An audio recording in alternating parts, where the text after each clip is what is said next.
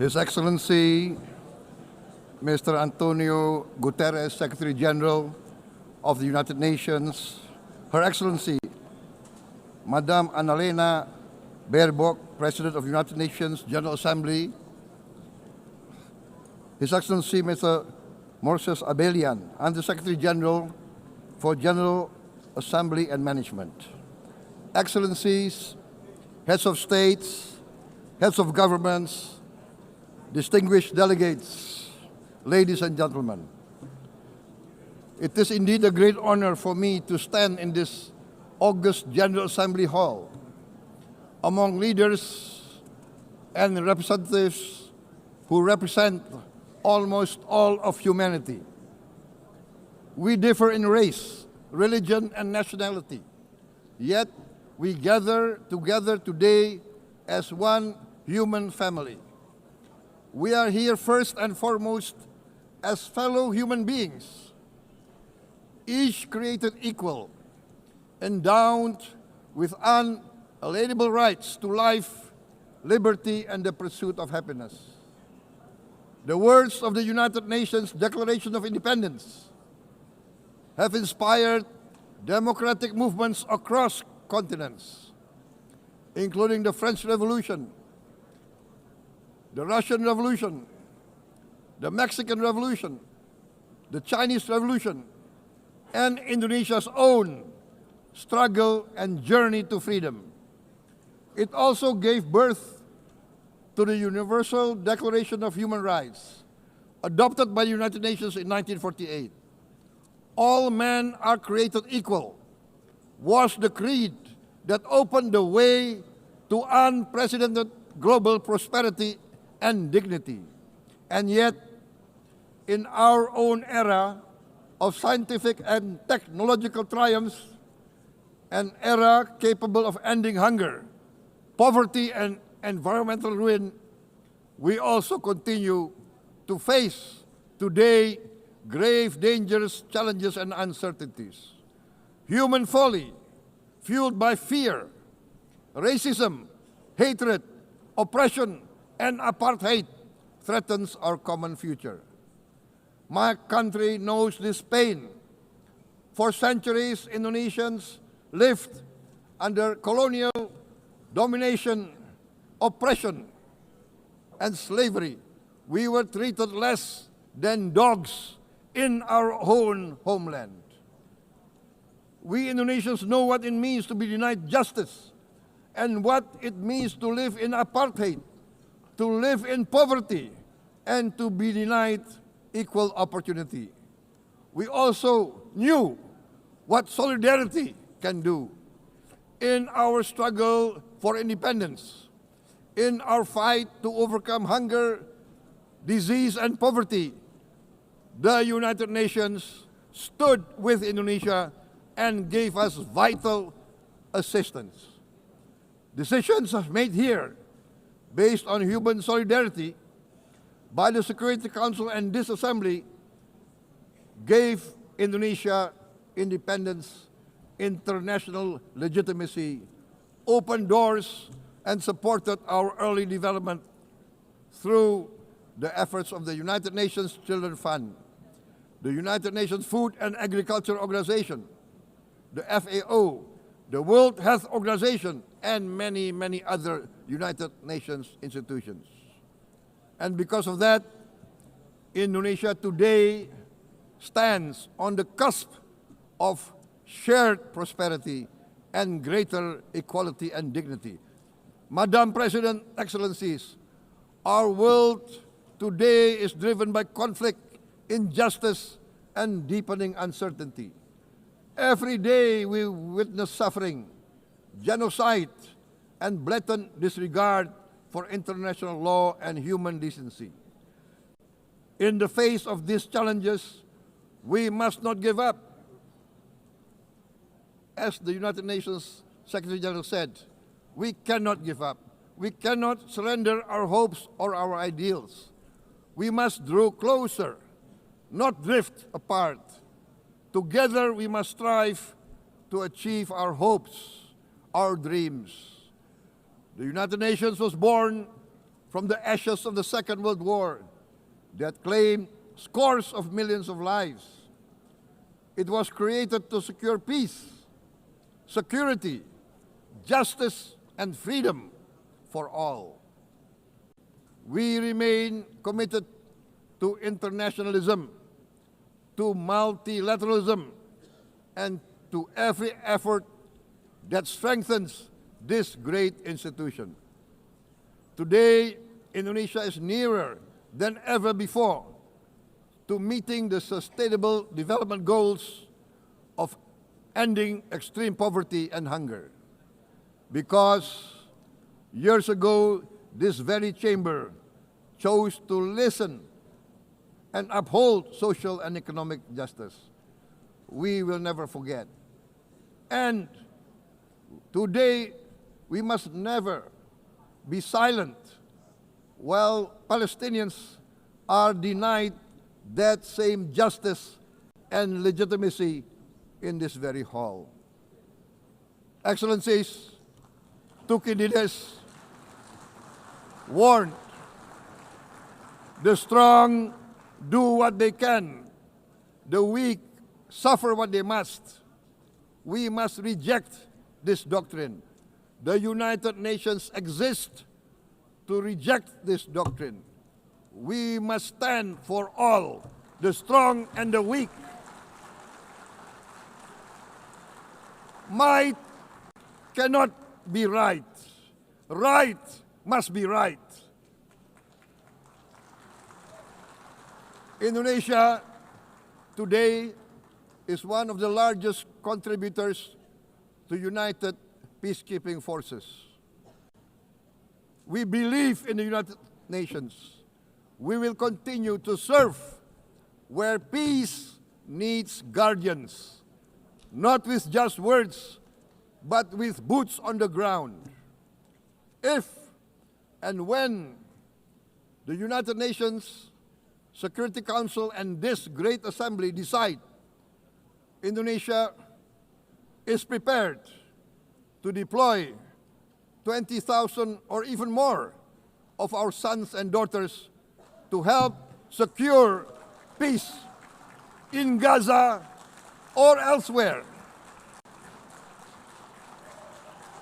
in Ukraine, in Sudan, in Libya, everywhere when the peace needs to be enforced, peace needs to be guarded, we are ready. We will take our share of the burden, not only with our sons and daughters, we are also willing to contribute financially to support the great mission to achieve peace by the United Nations. Madam President, Excellencies, I propose to this Assembly a message of hope and optimism, grounded in action and execution. Today, we heard the speech of Madam President, the President of the United Nations General Assembly. Yes, it is true what she said. Without the International Civil Aviation Organization, will we be here today? Will we sit in this great hall? Without the United Nations, we cannot be safe. No country can feel secure. We need the United Nations, and Indonesia will continue to support the United Nations. Even though we still struggle, but we know the world needs a strong United Nations. The world's population is growing. Our planet is under strain. Food, energy, and water insecurity haunt many nations. We choose to answer these challenges directly at home and to help abroad wherever we can. This year, Indonesia recorded the highest rice production and grain reserves in our history. We are now self-sufficient in rice, and we are starting now to export rice to other nations in need, including providing rice for Palestine. We are building resilient food supply chains, strengthening farmer productivity, investing in climate-smart agriculture to ensure food security for our children and for the children of the world. We are confident in a few years' time, Indonesia will be the granary of the world. As the world's largest island state, we testify before you that we are already experiencing the direct consequences of climate change, particularly the threat of rising sea levels. The sea level on the north coast of our capital city is increasing by 5 centimeters every year. Can you imagine in 10 years? Can you imagine in 20 years?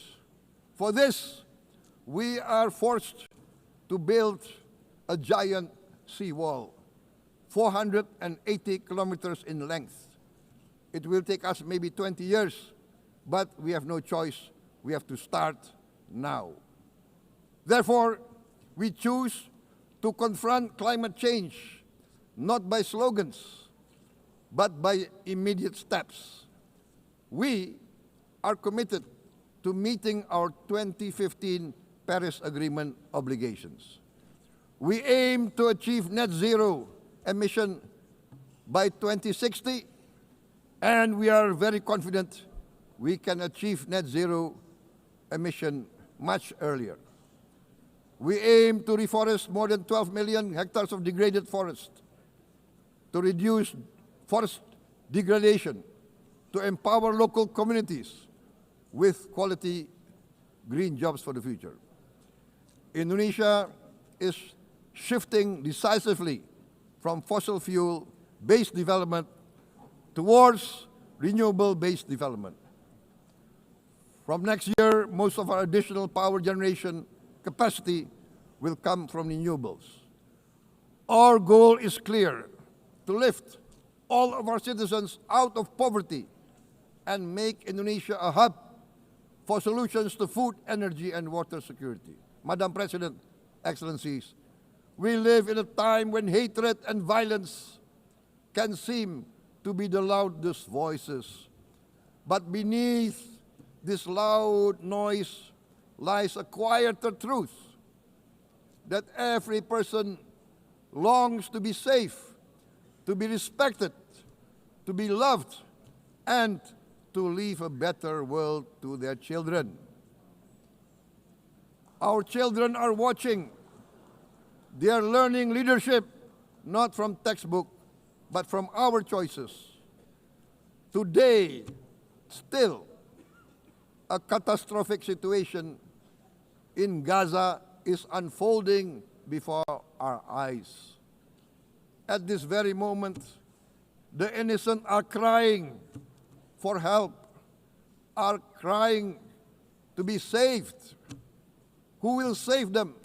Who will save the innocent? Who will save the old and women? Millions are facing danger at this very moment. As we sit here, they are facing trauma. They are facing irreparable damage to their bodies. They are dying of starvation. Can we remain silent? Will there be no answer to their screams? Will we teach them that the human family can rise to the challenge? Madam President, we must act now. Many speakers have said that.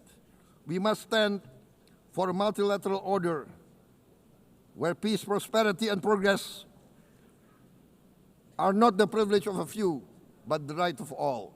With a strong United Nations, we can build a world where the weak do not suffer what they must, but live the justice that they deserve.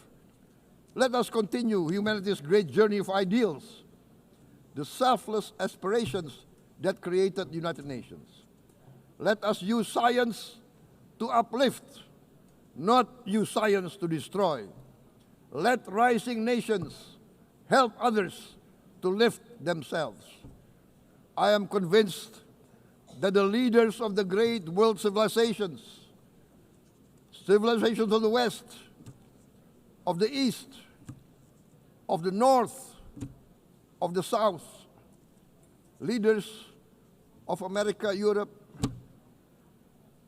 of India, China, the Islamic world, the whole world, I am convinced they will rise to their role demanded by history. We are all hopeful that the leaders of the world will show great statesmanship, great wisdom, restraint, humility, overcome hate, overcome suspicion. Madam President, distinguished delegates, we are greatly heartened by the events of the last few days, where significant leading countries of the world have chosen to side with history, to choose the right side of history, the path of the moral high ground, the path of rectitude, the path of justice, the path of humanity, to shun hatred, to overcome suspicion, and to avoid the use of violence. The use of violence will beget violence. No one country can bully the whole community of the human family.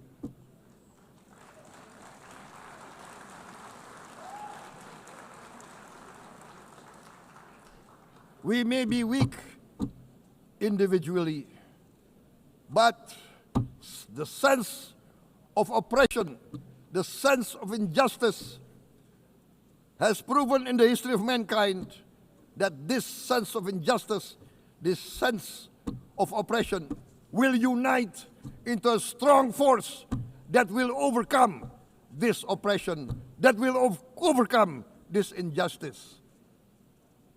To close, I would like to reiterate again Indonesia's complete support for the two-state solution in Palestine.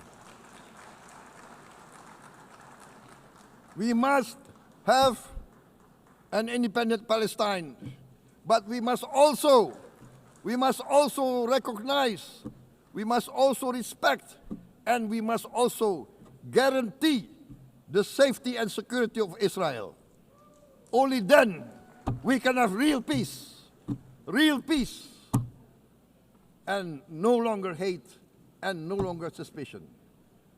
The only solution is this two-state solution. Two descendants of Abraham must live in reconciliation, peace, and harmony. Arabs, Jews, Muslims, Christians, Hindus, Buddhists, all religions, we must live as one human family. Indonesia is committed to being part of making this vision a reality. Is this a dream? Maybe, but this is the beautiful dream that we must work together towards. Let us work towards this noble goal. Let us continue humanity's journey of hope, a journey started by our forefathers, a journey that we must complete. Thank you. Wassalamualaikum warahmatullahi wabarakatuh.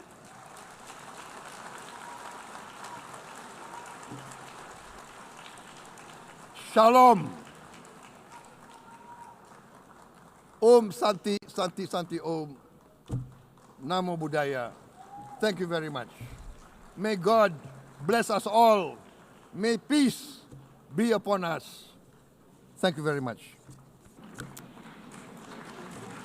Thank you.